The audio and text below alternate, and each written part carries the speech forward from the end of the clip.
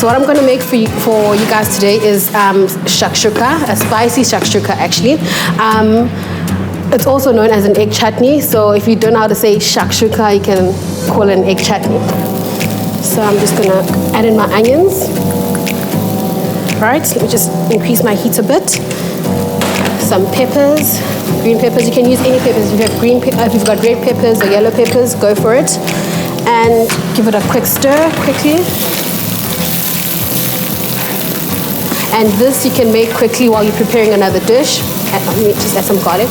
So I'm just going to let this cook down just for a few minutes until it's soft. And then I'm going to add in my spices. So just stir in everything well. Because it's still going to bake in the oven, it doesn't have to be super soft. Unless you're going to cook it in the stove only, you could let it go for much longer.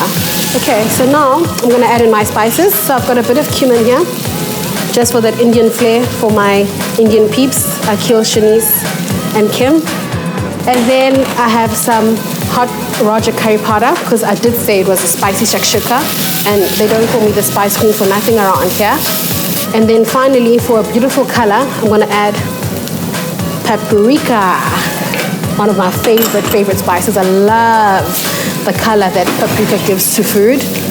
Continue to stir, like I said, to ensure that you don't burn your spices.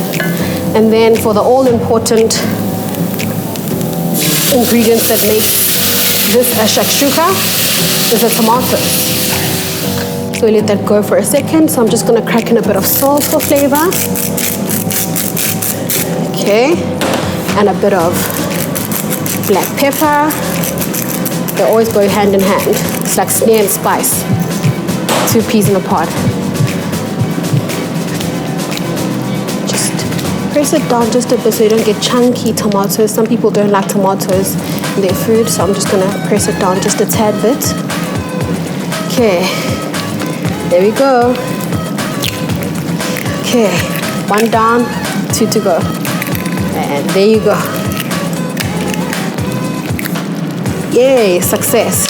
So what I'm going to do, just crack a bit of salt quickly, some pepper, and definitely some chili flakes. So what I'm going to do now is just pop it in my oven, which is set at 180, just until my whites are cooked and my yolk is still a bit runny. So we'll check it in a few minutes. So here comes the big boys. I've got a nice French loaf here, which I'm going to cut. Okay, let me just get rid of the end. Then I'm gonna cut a couple of pieces.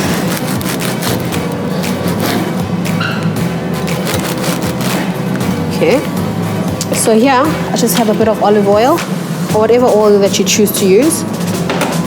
Just brush your bread, a bit of the oil. This is to ensure that it doesn't stick, and obviously it gets a bit toasty, because that's what we're looking for. Let's go and so hope I don't burn them. So while it's on the stove, I'm going to brush this side, which will make my life much more easier when I'm turning them around. Okay, so it's just a few seconds. Okay, just put my heat down a bit.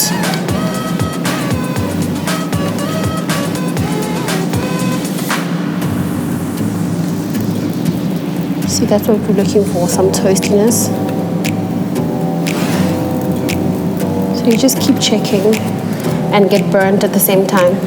But all you chefs know what it's like. So this one is ready. So what I want to do is rub off some garlic.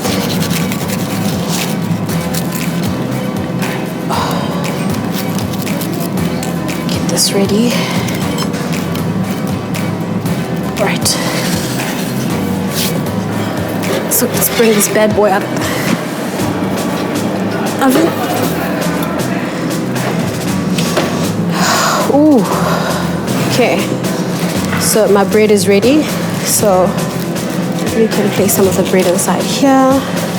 I'm going to add in one of the best herbs in the world, some coriander. The whole point of this meal is for our guests to share, but not only our guests, our chefs in the kitchen, because we're always working hard and we hardly get the time to feed ourselves. And this is one of the great things about this meal. There you go, your spicy shakshuka.